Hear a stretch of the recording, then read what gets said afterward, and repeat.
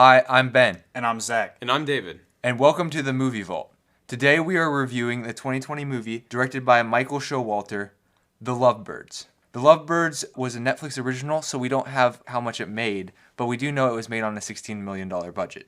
Lovebirds, a movie about looking guilty because of wrong words. All right, so first we have to start with our watch, botch, or top notch section, which is a kind of a score to help to know whether it. So watch is, it's kind of mediocre. Maybe we should watch it. Botch is, this movie is terrible. Never watch it. And top notch is, you can't miss it. It's a requirement to actually watch this movie. What would you consider top notch? Top notch would be like There Will Be Blood. You have to watch that movie, and everyone will definitely be entertained by that. What do you think, Zach? I would say Botch would be a movie like Once Upon a Time in Hollywood. Oh my goodness. That's not even true. That's definitely at least a watch, okay? Yeah, I agree. I say Botch. Okay. All right. But what do you think of this movie? For my personal opinion, I would say watch. It's not top notch, but watch. For sure. This movie is definitely a watch. Might be on the lower end of watch, but I think, especially since there's not very many 2020 movies, you got to watch it. Yeah, I would have to agree. I would mark it as a watch as well.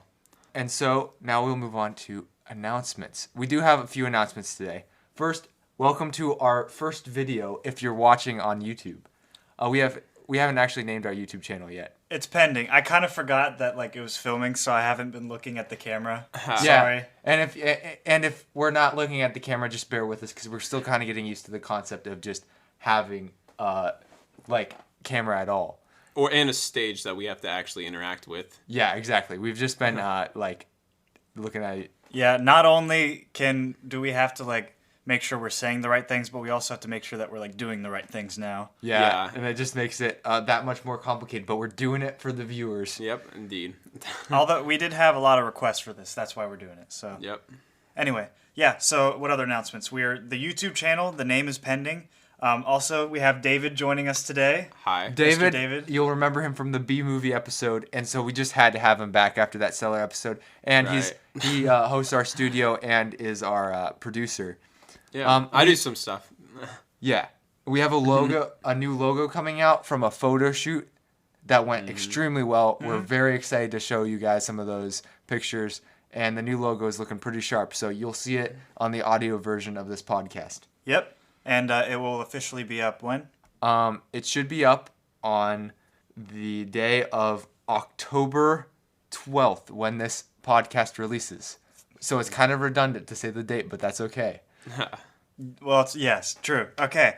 And then also, we figured out that we've been having some mic problems lately with our recent podcasts. Actually, all of our podcasts. And although we figured out the problem, we don't have a solution right now. So we're trying to fix that and stuff. Yeah, hopefully we'll have a second mic. This has been working decently, but you just bear with us. We'll figure something out. We are on a college kid budget. Yeah, exactly. Yeah. If you want to fund us with a new mic, we will accept it if you want it to be that as part of the sponsorship. Gladly. If A you want mic company, Yeah. Just saying. If you want to pay for our college also. Yeah, that would be great too. Yeah. That would be very helpful. Especially Ben's. But essentially, we have a slightly different mic setup. As you can tell, we got it hanging from the ceiling, which is changed. We originally had it just sitting up on the table, so it should sound a little bit differently. Hopefully, you'll be able to hear us a little bit better. But yeah, it should be good. Now let's get right into Lovebirds. So this plot, we've been trying to do them shorter. This one's actually not too complicated, fortunately. Some of the other ones we've done have been kind of complicated, so it's a little bit hard. So we start out, we're in New Orleans. We see two lovers after a first date, and you can see they're definitely into each other after this date. And they're just walking around kind of flirtatiously. The chemistry is clearly there. Oh, yeah. And then we skip to 4 years later. Like Endgame. Yeah, and 4 years later, they are an arguing couple that has clearly been together, been around the block. But it's so funny because they argue about the most nonsensical things. it's a very interesting scene. I thought it was funny. The first scene they were arguing about The Amazing Race, whether or not they could do it. I thought that was pretty funny. Yeah, it went from kind of awkward to funny with their first stages where it's just I don't know, awkward lover stuff, and it got into more of the marriage. Not they weren't married, but more of the marriage fighting, kind of more realistic relationship. Yeah, it was funny. Go ahead. Yeah, they're very nerdy in their arguing, and it's very petty too. And it's very funny. You've got to watch this scene. But it's kind of their style. It's how their relationship works. It's back and forth, and that's how they always are. But the problem is they go out driving, presumably on the way to work or something, or on a date. I don't exactly know which it was. But they hit a guy on the bike, which is already bad. But the guy is fine, so he gets up and rides away. Not a great situation because typically you wouldn't want to hit and run. Well, then somebody hops into their car and claims to be a cop. And he says, we got to chase this guy because he was a criminal. So they're all into it and they get him. But then what happens is the guy who's driving the car viciously runs over this guy on the bike multiple times. Great scene. Yeah. Just to make sure he's dead. Then we see some passersby who presume that our main characters, whose names are... Their name are... Gibran is the main character, and his girlfriend figure is Leilani. Leilani. So Gibran and Leilani, they are assumed to be the criminals because they are in their car. They were in the passenger seat because the other guy hopped in. And they have blood on them from the original incident. It's just very suspicious. So they're like... So they flee the scene of the crime, and they start their quest to get away. Unfortunately, this quest to like find the real person to prove to the cops goes very poorly. Because it's kind of their own fault. When they're talking to the cops, they kind of describe what the situation was, or when they're talking to the hipster people that are the passerbyers that saw what happened, they're like, "Oh, I hit him." They're like, "Oh, you killed him?" He goes, "No, I hit him with my car." And yeah, it was kind of like the fact that they were all talking over each other and just freaking out over the incident. It kind of just added to the confusion, and which resulted in them calling 911 and reporting a murder on their right. And so case. they think that they're in a lot of trouble. So they go to try to talk things over, and the police are trying to contact them, but they don't want to talk to the police. And so what ends up happening is that they have the guy who got killed's phone, I believe, or and they try to... They call him Bicycle. Yeah. They try to meet up with this girl who is texting him. And so they go into a bar, meet her, and then they get knocked out because they've been acting very suspiciously, like they don't know what's going on, because they actually don't know what's going on. But this lady doesn't believe them. And then they end up being in a barn and being interrogated by this lady and her husband, who we find out is a congressman. And they actually try to torture them because they're mad, so they give them the option of either being sizzled with bacon grease, which is boiling hot, or an option that's behind the door. Which Gibran chooses the door, and they open the door, and he gets kicked by a horse. Yeah. Would you rather be kicked by a horse or... Honestly, I'd rather be grease kicked by in a the face. horse. Yeah, me too. He recovered grease from that. grease in the face is bad, but getting kicked by a horse is bad too. If you get kicked in the face by a horse, I'm pretty sure you're like, that's Paralyzed. pretty bad. You could die. I'm just saying, but Yeah. if you got greased on the face, there goes your eyesight, there goes like your taste buds, there goes your sense of smell, even Right. maybe hearing, you know? Yeah. So like 4 of your senses are gone, or if you're paralyzed by a horse kick, I'd rather be paralyzed. Unless you can still see, right? Maybe. Sure, you Yeah. can see your wounds. Unless you get kicked in the eye. But it's he gets kicked, but they get away through fighting, and they end up at a pharmacy. They regroup, and they're like, okay, we need to figure out something else. Their next option is going to the bicyclist's apartment to try to figure out what's going on. So there's this funny scene where they're trying to break in, and it takes them forever to break glass. They don't realize how difficult it is, yet easy it is to actually do it. Yeah, he keeps going like that. I thought the glass broke fairly easily for the effort they were putting for in. a small window pane, yeah. Yeah, it was a single one. Yeah, it did, but it still took him some time. They had to use she ended up using the ice pick on her heel. Yeah. And they get in, it's not a one-person apartment. There's a bunch of frat boys packing stuff. They get into the weirdest fist fight with this dude. Oh, it was weird. And then... he jumps on the bed and then runs to him. Yeah. And then they end up... The guy with the mustache who had killed the bicyclist comes back, kills all of the frat boys, but doesn't notice that Gibran and Lalea are there. Lilani. Okay, Lilani. I got it now. But then they escape, and they go to a thrift store, get some new clothes. They find out that they have an address for the guy that got killed, and they decide that they want to go like continue on the search, I guess, and then they go and do Well, that. they go back to this party to try to unlock the phone. Yeah. That Yeah. and it has something on it that they need. And so they trick one of Leilani's friends. yeah, who Keith. and Keith is a figure that Gibran is very jealous of because he thinks that he's challenging him for Leilani. And they do trick him into getting it open. And that helps them get into this black tie event, which is hosted by some sort of secret group, and you need this barcode to get in. Was it Sacrarium? Sacrarium, yeah, I believe. Very much like the Illuminati in some ways. Yeah, so they get in there weird. They're wearing these masks that Zach told me were like these old... Yeah, they were plague masks. Back in the masks, day, yeah. the doctors used to wear them. So nobody could really see who the other people were. It's just very bizarre. And they get into this theater, and people are randomly selected to do some very, shall we say, inappropriate cult-like activities together.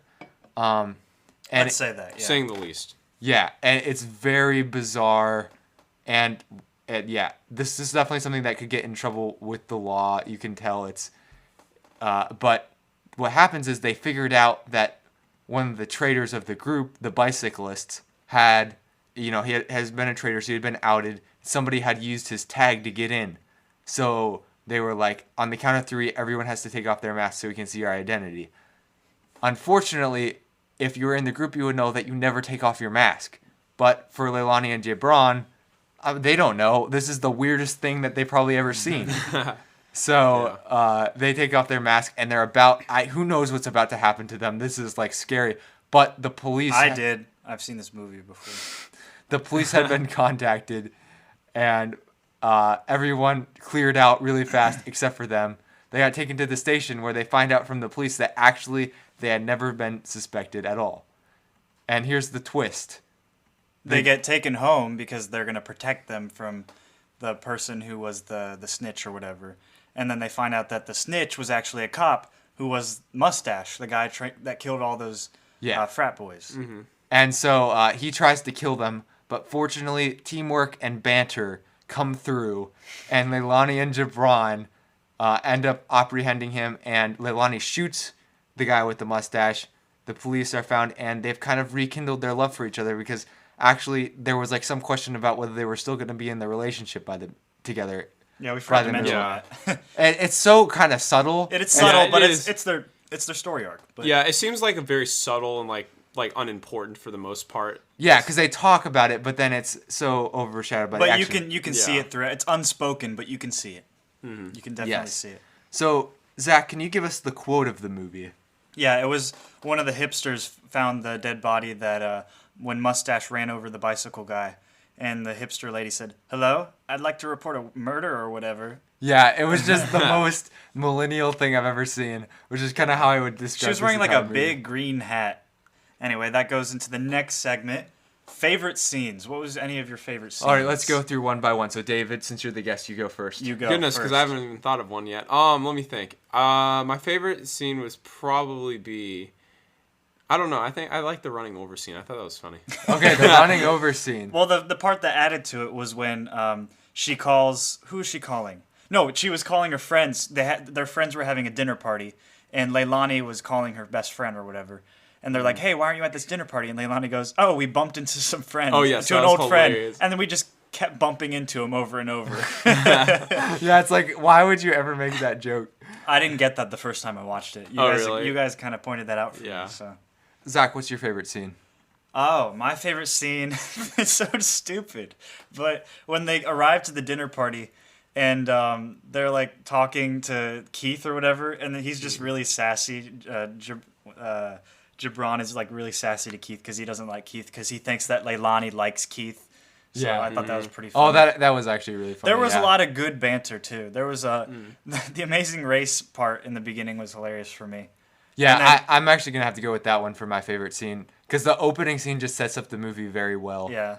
Well, I was also cracking up at that beginning part where they just were suspected, as they thought, and they go to the diner, and he just has this long rant about those extra milkshake Oh, cups. yeah, yeah, Oh, yeah. So Yeah. Gibran was very funny in this movie because and cigarette lighters, like he's so random. Like he gets really caught up on very specific details because he's a it's a documentary filmmaker. documentary filmmaker. So he's very detail oriented, and this definitely comes through. I in thought his it was hilarious personality. because he was complaining about cigarette lighters and why they're still needed. Like, oh, we're driving a vehicle and we need fire added, and then it's the exact cigarette lighter that saves them at the end of the movie. Oh yeah, that yeah, is yeah. true. So, Oh, I didn't even notice that. That's so great. Yeah. okay, All right. Well, what happens if you get taken hostage or are in a ransom situation? You know, what are your options? Well, fortunately, the people who are close to you can get insurance for that thing. But where do they get insurance for that kind of thing? Tell me. Well, fortunately, it is available through Hedman Anglin Agency. Hedman Anglin Agency saves people an average of $500 on car and auto insurance, and also, in some premium packages, can include ransom and hostage insurance. This is true. So if you're interested, call Hedman Anglin Agency today at 614-486-7300. That's 614-486-7300. If you do contact them, make sure to tell them that Ben and Zach sent you. We send you. Go Go do it. now. I mean, if you watch this movie, you know that these situations they happen. they happen. You have to be prepared for them. Yeah. And to mention, I think I've mentioned this in a few other podcasts, but my favorite types of movies are hitman rom-coms. And so we finally actually did one. This is Yeah. a hitman rom-com. Thank you, Kenzie, for Kenzie and Connor. Kenzie and Connor for suggesting this movie in the random generator. It just so happened to be in there because it was in the generator twice. Right. But I was really happy. I'm not sure if I rated it exactly super high. We'll get to that. But I do. This is my favorite type of movie, and maybe I don't rate them that high because I know they're not great. But I just enjoy these movies. They're like popcorn movies. You can just enjoy them and sit back. You know? can just go do this. Okay, so now we're going into our outsider review, which I must say I am not super prepared for because I haven't actually pulled one up. But I'm on Rotten Tomatoes right now, and it's interesting. I got a 65% critic score, but only a 50% audience score. Ouch. So That's interesting. I would have thought it'd be the opposite. yeah. So critics kind of like this movie, but audiences weren't as into it. But I'm going to the first negative review because we do outsider reviews here, and we got to pick the negative ones because the positive ones are boring. Does this That's reviewer true. have a name that is two letters that aren't usually put together? He actually does. His name is T.T. Stern Enzi. Is that just how they put their names in like the Times or like Washington? Yeah. Oh, this is actually a video though, so that's not actually gonna work. But we did actually find a guy with two letters. We can already tell he's pretentious though. Yeah, if you have two letters in your name, you're pretentious. And T.T. I've never Everybody heard of has that two at all. letters in their name. Yeah. So, I got it. so Melanie McFarland says this movie has a few compliments, but one can pay to a formulaic plot that has at least some actors of color. So this person's not super into this movie, and writing something about COVID-19. But at least it's on Netflix, right? It was slated for a theatrical release, apparently. Was it really? Is Interesting. this a Netflix original? I thought it was because it has the Netflix symbol on it. Yeah. Okay. Um, I'll look it up. I guess this person just doesn't think the movie is like super original. They think it follows a formula, and they don't think it's too much different from the formula that it goes from. It wasn't exactly a Netflix original. It was supposed to be released by Paramount Pictures on April 3rd, 2020, but due to COVID-19, it closed. All the theaters closed worldwide, or it says worldwide, but anyway. Lovebirds was given, or I don't know, some kind of contracts or something happened, so then Netflix released it. So, Okay. So the short of this article is that it belongs in that category of movies. Each should be asked to be left out of any career achievement, retrospective montages awaiting them down the road. Although, speaking of career achievements, the actor for Jabril is actually going to be in a Marvel movie coming up. He's going to be in The Eternals, which is a movie coming out in 2021. I believe it's in November. So that's as Kumail Nanjiani. Nanjiani. Yeah. And yeah, let's see. Let me look what character he's playing. But I've seen him in a few other things. He's actually a pretty funny guy. I think he's originally a comedian. And but yeah, so he's going to play Kingo. Yeah. So For some reason it says Harry Styles is in the Eternals cast. Interesting. I mean, he might actually be. That would be insane. Now we'll get to our score since we've seen what some of the critics say. It's too formulaic, too close to the plot. Don't put it in any career montages. Which Michael Showalter directed this, and I've never really heard of any of his other movies. So like honestly, it probably would make his career montage. So I don't really understand what that quote was saying. So Zach and I have scores for specific subjects. David's just going to do a score at the end, but he'll interject his thoughts as we get to them as we go through each section. So, sentimentally, what do you give this? I give this a 7. I gave this a 7. I give this a 7. All right. It's unanimous. It's unanimous. This movie is a 7. It's a fun time. You have a lot of fun in this, and sentiment is really just about how much you enjoy it and how much it means to you. And I give it a 7. It's not an 8. It's not a 6, obviously, because I gave it a 7. So, yeah. Yeah. This movie is just, this is one of the best parts about it, is that it's like sentimentally, like kind of draws you in. Yeah, you really get to like the characters early on. Yeah. Do you agree with that? Yeah, I would. So message. What'd you give this? I gave it a 6. I gave it a 7. A little bit on the strong end. A light 7 probably. Okay. I'd give it a 5. You didn't Yeah. really feel like the message was super The strong. message wasn't very strong in my opinion. It didn't seem like there was like that strong of a message that was consistent throughout the entire movie as much. The reason why I gave it a 7 was because I liked the understated tone of the love story. So it showed like most couples get to a point where they're kind of like, they get annoyed at each other and they fight a lot and they're tired. And this showed that. I mean, it showed the little bit of the start that everyone likes. That's like when you're first getting to know the person you love. But 4 years in, it can feel not as exciting.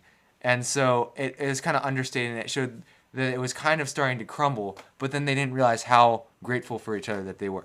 That was you'd have to pay kind of close attention to that, so maybe they could have done a better job of making that a little bit more clear, but I liked it. Yeah, it was supposed to be subliminal anyway, because they kind of just portray it through looks and questions that they ask and how they talk. Anyway, plot. I gave it a 6. I'd give it a 6. I gave it a 6. So 6, because it's like kind of messy, but like there's parts that make up for it. Yeah, there's a lot of parts that make up for it because it's an interesting plot. It's very interesting, and it fits, but like they could have just like gone to the cops in the beginning. It's just their stupidity in the beginning of the movie sets the plot and the precedent. But there for the would rest. be no movie if they went Exactly. to the cops. So it's needed for this type of movie, but in the beginning you're like, why wouldn't they just go to the cops and explain the truth to them? And there's a couple other moments that I can't think of any right now, but there are a couple of other moments where you're like, why would you do that? It's just for the plot. You know? It's a very chaotic movie, and that like you want them to do pretty much the opposite of what they're doing the entire movie. So as a watcher, you just kind of feel like you want everything to be going the opposite it is happening. So in some ways, it's kind of almost stressful.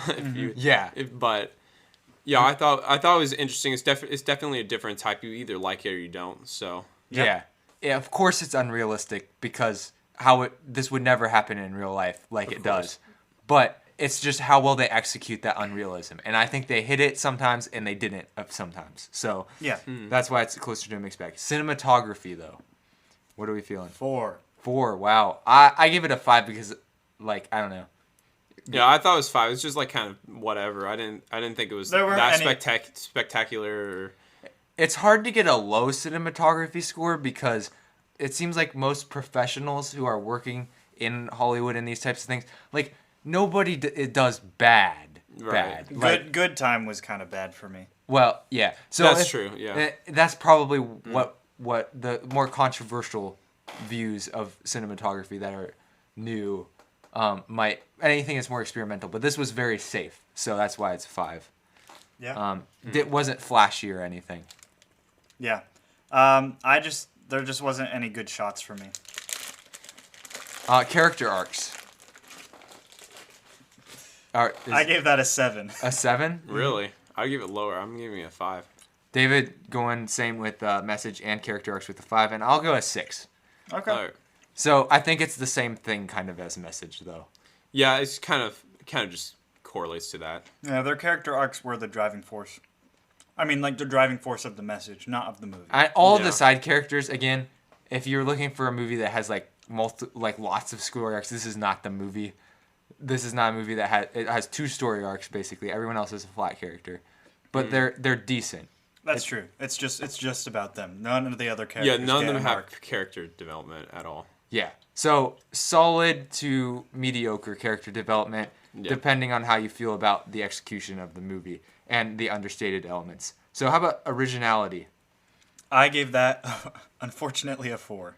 So I gave it a 6, but I feel like it's because I haven't seen that many movies like this. So it's more of an ignorant 6, but I'll still keep it. Yeah, that way. but it's what would you? I give it a 4 too. So 4. Yeah, I'd say it's a 4 for me because like there's always those love stories where they in the beginning they're about to break up or they're about to get divorced or they're about to end their relationship, and then like a series of weird, crazy events happen, and somehow at the end of the movie they get back together. And that's what this movie was. Obviously, it did it in a creative way, but this creative way has been used before. Yeah, it's a Many little bit times. cliche in that sense, where it's just kind of like the same thing over. It's not as cliche as a Hallmark movie or something like that. But, Yeah. but it's somewhat cliche, adding some new parts in it, so that's why it was It's a little definitely- bit higher. It's definitely dirtier than a Hallmark movie. Oh, definitely. Yeah. And I felt like some of the casting choices were like they were good and unique enough, and the setting of the movie in New Orleans was probably a little bit underused, honestly. But there were just things about it that I felt like were a little bit original. But did I probably place it a little bit on the too high side? Yes, probably. But we never change scores here, so we're Yeah. sticking with it. We're stubborn. What's next? We're going to acting. All right. I gave it a 7. A 7. Yeah. What would you give it? I give it a 7 as well. This is the shocking part. I give it a 5.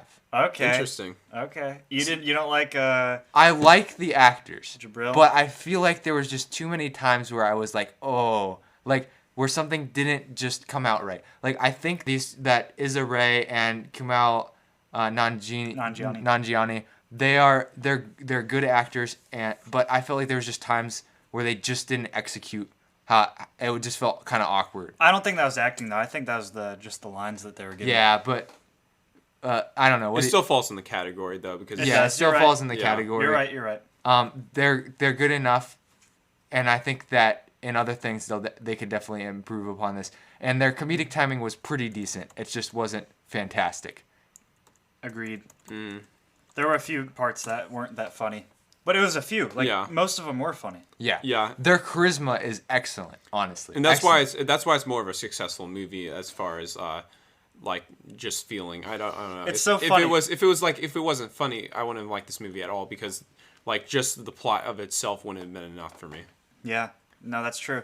It was funny because like Gibran, I said Jabril a second ago. Gibran. Yeah. Gibran was like when he was being tortured and stuff. Like he was like he had a choice between the grease or the door that he didn't know what the torture method would be, and he was like he's so charismatic as an actor because he'd be like, "Excuse me, but do I get to pick which part of my body you put the grease on?" He's just Yeah. just so Like technical. yeah, he's almost. so calm under pressure, but like nervous at the same time. But Yeah. that's because he's like always nervous, Yeah, exactly. and that's how he portrayed the character. And for me, that's like a new type of character portrayed, and it was just hilarious. And he has a little bit of an accent too, so it doesn't add to comedy or anything, but it adds to like the realism of how funny an actor can be like that. Yeah. Now, I would say this too. If it was just these two actors, I think I would have given it a higher score. But I honestly think that pretty much everybody else in this movie who wasn't them were actually kind of like not that good. I can't think of another actor. Some of them were really hard to stand. Like the congressman's wife was one of the worst actors in the Oh entire yeah, movie. I'd have to agree with that. She was so She was dumb. so bad. That bar scene is just awful. Like I couldn't It stand looks like her. it's out of a children's video game. And then the or something. torture Like, scene is only good because of Issa Rae and Nanjiani. Like they're carrying that scene because both of those people are they're just they're kind of grating to listen to. I'm being very harsh on them.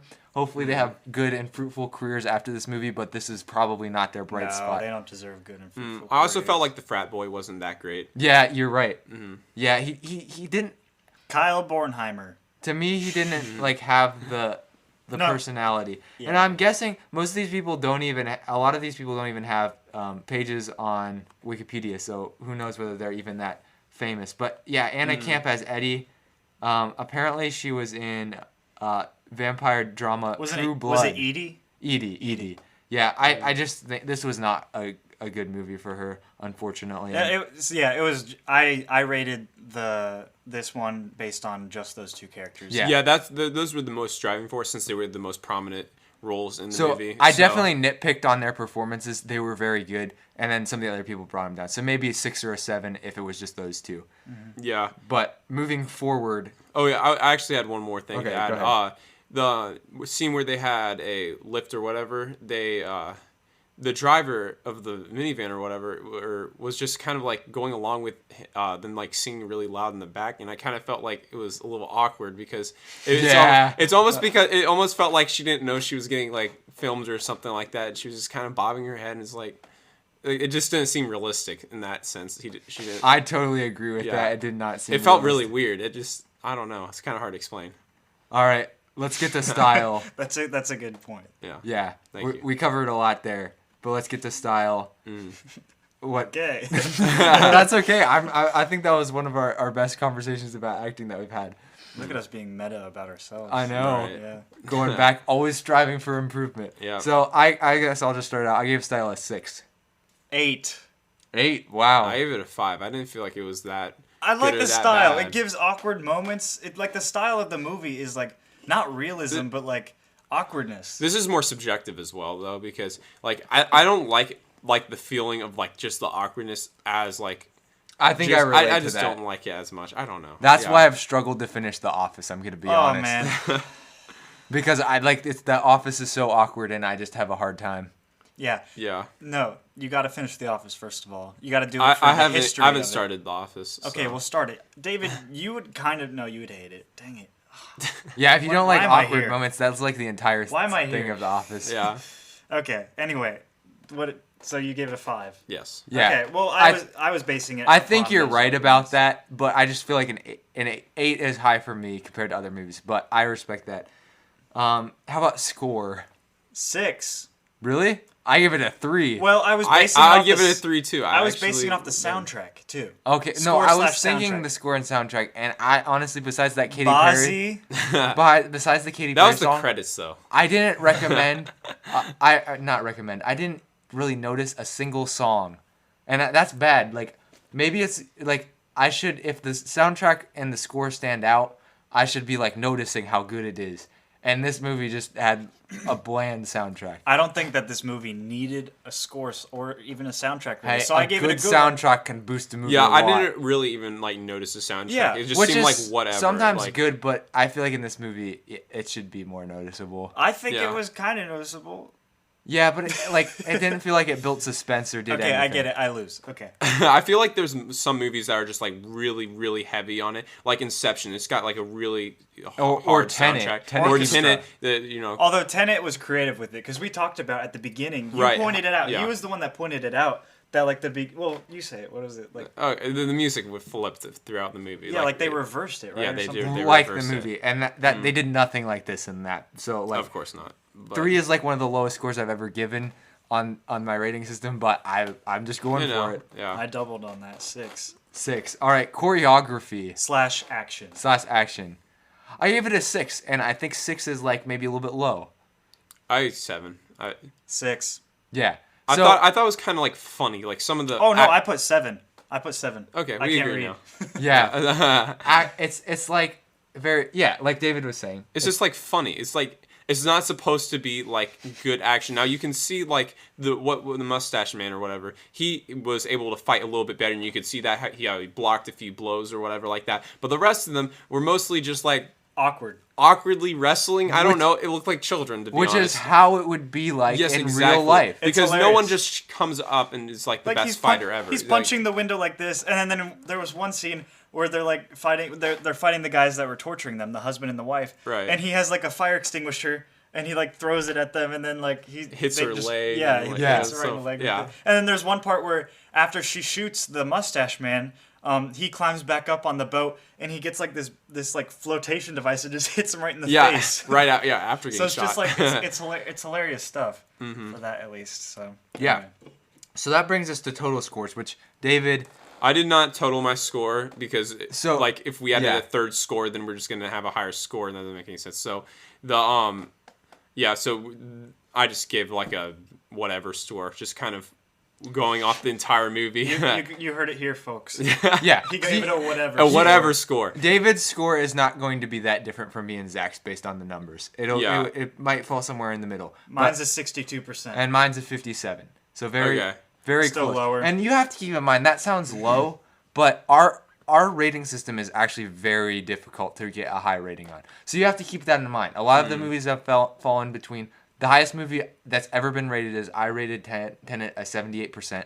Zach's highest rating is Tenet at 74%. So nothing's ever been higher than 78. Nothing's ever been lower than about 41. I think you rated Once Upon a Time in Hollywood 41%, and I rated Nacho Libre 44%. So that 40 to 78 range is like a normal movie. Anything that gets higher than that gets 80% or higher is an elite movie in our score, and anything that is lower than 40% is like a dumpster fire. If anything gets in the 90s, then we're just going to change our system because we don't want anything to be Yeah. in the 90s. Yeah, but you have to remember, if anything's above 90, then you have to be getting 9s and 10s consistently, and that's really hard to do. So it's not like Rotten Tomatoes, where it's just kind of like the overall score, which is kind of what I'm giving tonight. I didn't actually say my score. I did. I gave it a 65, which is actually the same as Rotten Tomatoes. Evidently. And I'm estimating that your score would be somewhere in between me and Zach's, or maybe a little bit lower than mine. Yeah, probably. If we're going off his actual numbers, but just a raw, just random number, he gives it a 65. Yeah. I mean, I think that will help probably listeners understand our rating system a little bit more and how kind of difficult it is. Like a 59.5 average? Yeah. Yeah.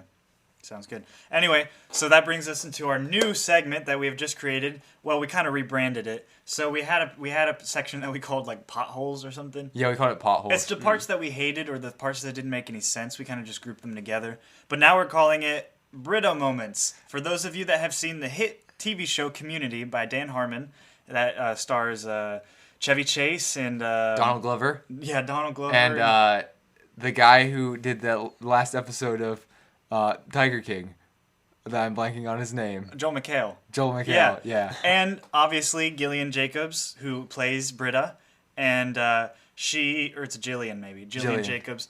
And she is the worst character in all of television. So bad. So annoying. So annoying. So after the first episode, she's basically useless in the entire show. That's true. She's only the voice of reason in the first episode, and then after that, she sucks. But that's another story. Anyway, we're calling this section Britta Moments because we hate Britta, and anything that's a Britta moment is something that we don't really like, or we hate, or we despise, or we detest. And Community was very meta with this. They did the exact same thing on the show. That's true. They knew what they were talking about. They called, when something happened in the show that was bad, that sometimes they say, you Brita'd that. Yeah.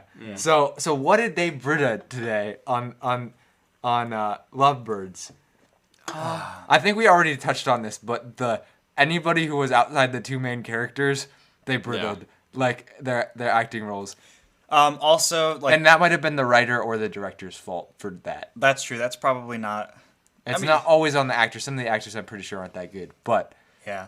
But anyway, I think the whole cult part got a little bit weird. Yeah. Like, it definitely wasn't needed, and it wasn't that funny. Yeah, and it didn't really go anywhere either because they all evacuated, and that was the end. We never heard about it again. It was never explained.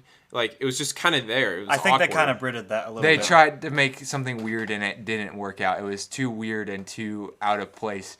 It looked cool though. Their masks looked cool. Yes, creepy. those were very cool masks. I would be very curious to see whether there's stuff like this. I'm pretty sure there's probably stuff like this that happens in real life. There is.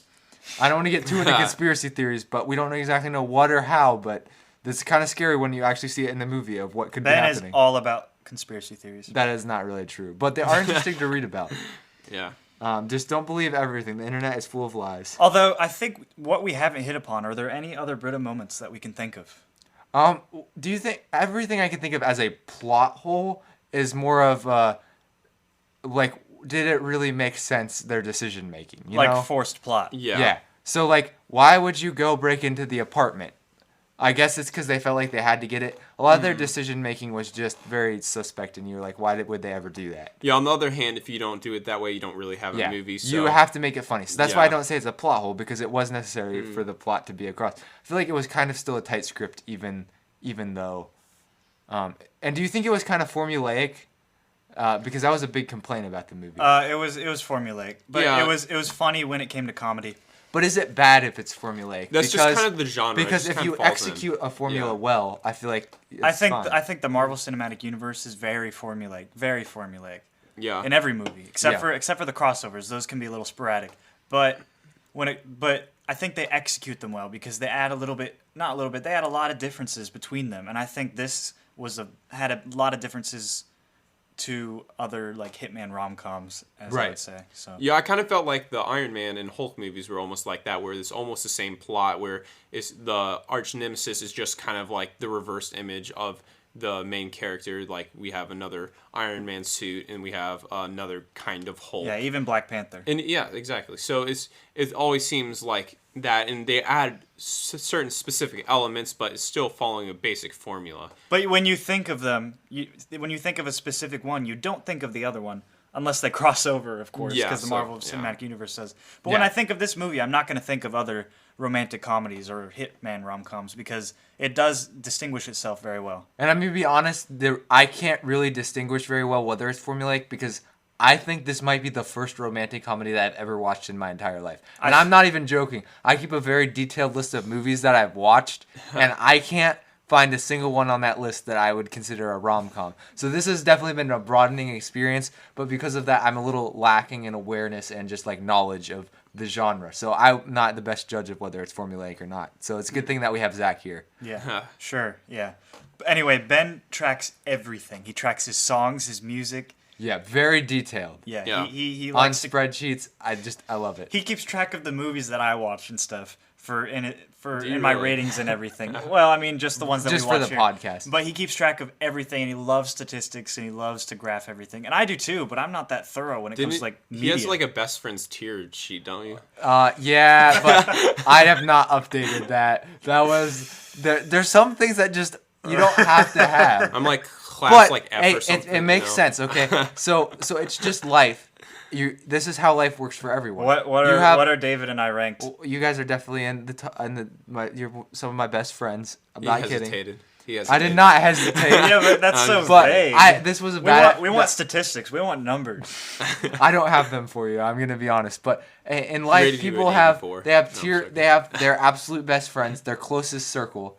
That's like it changes sometimes in life, but it's usually generally no more than like 4 people or 5 maybe. Yeah, that's If- true. You that have does your change, very does change. closest friends, and that is just sometimes who you're around the most, who you share the most with, and it sometimes changes. People go in and out of your life. Is This has gotten really Please philosophical. Please really comment And then on this tier video. 2 is like How very weird this is. very close friends, and Yeah. tier 3 is like close acquaintances, and tier 4 is more like just acquaintances, and tier 5 is like people you barely know or mutual friends. And with. tier 6 is your enemies. Yeah. Well, I don't have enemies. I follow the Bible. I love my enemies, or at least try to, and I try So, to. but all the time, you just- loving your enemies qualifies that you Ben have loves enemies. everyone. That's true. No, sorry. Okay. That's true. All right. Yeah, All right. well, if you watch this more, then we're But going to be just so you together a know, lot more to record. Like that was so, it better was friends. not a good true. idea. It's not a good idea to like actually keep track of a list like that, because it's just like that's not how healthy relationships work. I have a friend Yeah. who's always ranking people when it comes to relationships, friendships, and everything. And I keep telling her, stop doing that because it's going to make me compete. And I'm very competitive. And I don't think that's a healthy way to have a friendship. Yeah.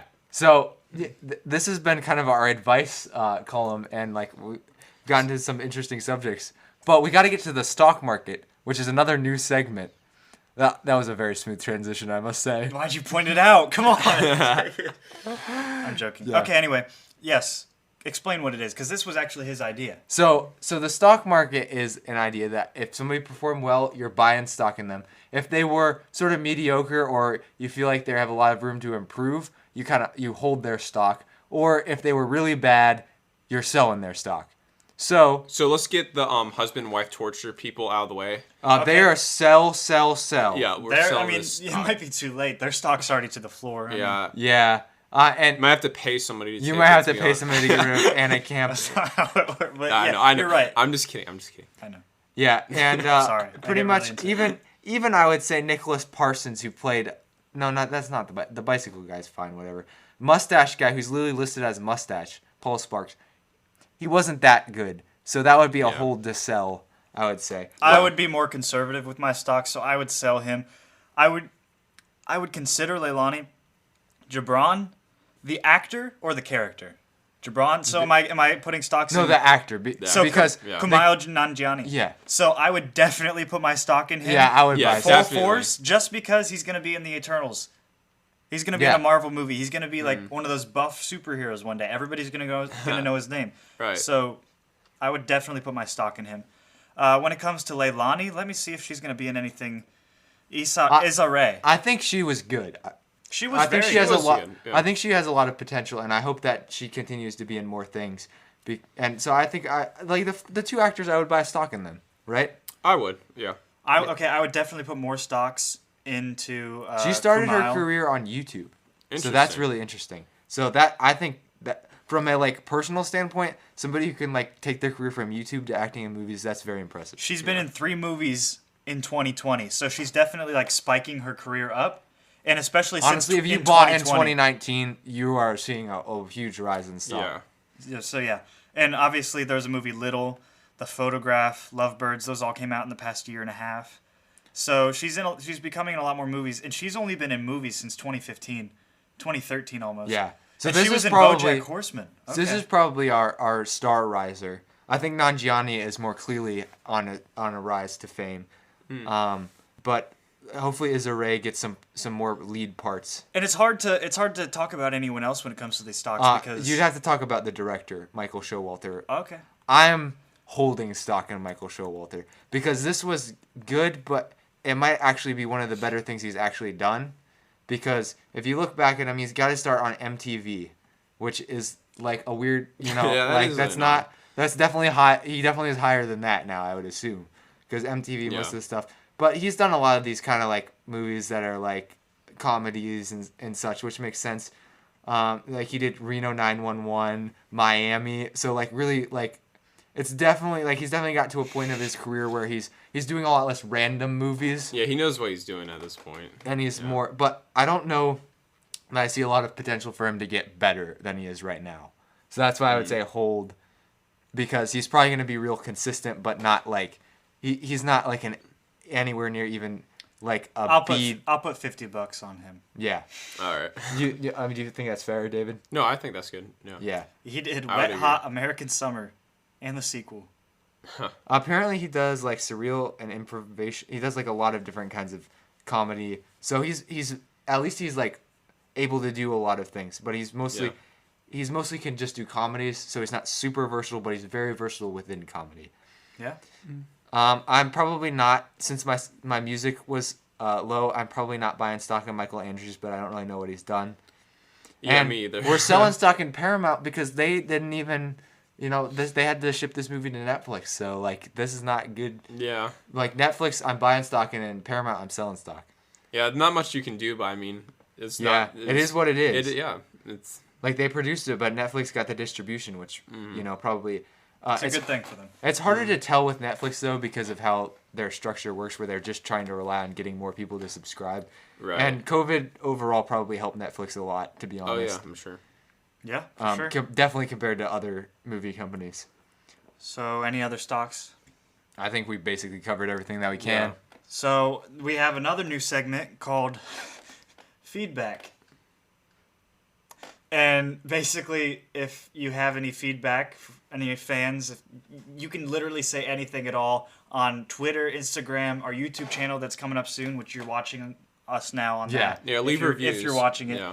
please don't give a 1 star. We had a close friend of ours give us a 1 star. It's really bringing us down. We could be at the top of the Apple Was charts. that an accident or? Was no, it wasn't it was an accident. not an It accident. was a joke that she left. Yeah. Yeah, it's a Very permanent- funny. We all laugh. Very funny. funny. It's Yes. a permanent joke. Yeah. Yep. A stain on our career, one would say. Yes, I would say that. Yes, but if you have any feedback, please let us know, and we'll react to it on here. You'll get a And- shout out. And due to the lack of feedback, that ends our segment. Yep. Yep. So now we're here for our final round. Back in the ring for the final round. Any other final thoughts? No. I don't know. I kind of said everything that I think about this movie. I have one more thing to add. Go ahead. Go ahead. So this movie really so the first movie we ever reviewed was Good Time, and it's really funny because Right. this movie seems a lot like Good Time, where just it's the style of movie where everything keeps going wrong, which is probably a relatively common style of movies. But the interesting thing to compare is that this one was a comedy, whereas Good Time is more of a serious film with a few funny moments. And so to see how you can take that aspect and do it both as a comedy and as like a crime kind of grimier film is interesting to compare. I always like trying to look for similarities. Obviously, acting is a lot better in that movie because Robert Pattinson, who we have to mention on like almost every episode. Yeah, really. But I just love making those kind of comparisons. So that was kind of one other thing I wanted to add. If you were to choose Lovebirds or Good Time. Oh, Good Time, definitely. I That's agree. definitely more my kind of movie. I would choose Lovebirds. Interesting. Interesting. Alright. Well, Hitman Rom-Com is his favorite genre. Yeah. And it's Good Time funnier. is, I don't exactly know what to consider my favorite genre, but Good Time is definitely closer to it. Yeah, I agree. Randomness. Definitely. Randomness. Random action. Quentin Tarantino is my favorite genre of movie. I can't talk. Quentin Tarantino is very good, I think. He's one of my favorite directors. Tintin I also love Tarantino. Christopher Nolan. Yeah, Chris Nolan. This movie doesn't make you think as much, but at least you don't have to work as hard, right? Russo Yeah, Brothers. yeah. Russo Brothers. All the Russo way. brothers are solid. I like Russo Brothers and Dan Harmon. Yep. Wait, Dan Harmon. Rick and Morty. Yep. Yeah. Yep. I wish you could review movies like Rick would review movies. Yeah. He would totally tear them all apart. You would. But let's make some social media plugs. So follow us on Twitter at Movie Vault Pod. Follow us on Instagram at The Movie Vault Pod. Email us your feedback, your movie recommendations, themovievaultpod@gmail.com. That's themovievaultpod@gmail.com. And anything that you want, questions, just we want to talk to us, you can send us a DM on Instagram. We're open to anything. We're gonna post our the name of our YouTube channel here soon once it gets uploaded. Obviously, if you're watching us, you're on YouTube. But if you're listening to us by way of podcast, we're gonna post our YouTube probably on all of our social medias, which Yeah. includes Twitter and And Instagram. I'll put it in the podcast description when we get it, because I can edit that Yeah. later. So we'll just make sure that it's known on every outlet that we have as soon as it comes out. And by the way, thank you Esteban from Mexico. He's gonna be editing our videos. Yeah. Big thank you. Yeah. So, he's also helped boost our international numbers in So terms our of team- podcast yes. listeners. Our team has grown from us 3 to 4 people. So now we have 2 producers. Oh, we also and 2 have hosts Kenzie and Emma as our social media. as our social media people. Kenzie running Twitter and Emma running They're more Instagram. of our publicists as Yeah, well. and Yeah. they're doing very good. So there's 6 of us. Yeah, so there's 6 of us on our team. And hopefully you'll get to know us all more as the future progresses. And also, we're going to be having some more guests on the Wednesday episodes. Yes, Yeah. and we have a guest lined up for a couple episodes from now too. Yep. Assuming that all works out. So It will. And then we actually have a few other guests that I've been asking to join. We also have another guest in mind that we've been thinking about from where you go to school. But anyway, so It's- we have a lot of plans in our minds. So we're excited about the future, but it can't all come at once. So keep staying up to date and keep tuning in, and hopefully you can help grow our podcast and YouTube channel with us. And if you're watching by YouTube right now, please hit that subscribe button and hit the bell. For notifications, got to get those notifications. Gotta like that video as well. And smash that like button. Smash. Smash that like button. I've always wanted to say that. Yeah. Anyway. Yeah. All right, but Zach, I think we all know what time it is. We got to close up the vault. And It's 12:46. yeah, and we still have And another We still have another midweek fight. episode to do. So this is Yeah, gonna we be have 2 great. more things to do after That's why we this. got our monster though. Yeah. I just drank all mine. Speak I for need- yourself. I Yeah. got some. I got some sweet tea here, actually. Yeah. Take a Oh, yeah. photo. So before Zach's got to get that energy before he closes the vault. There's Yeah. no gonna water be or tight. anything in the vault because you don't want to spill it on any of the movies. Yeah. Oh, my Come on. goodness. Okay, with that. It's time to close the vault.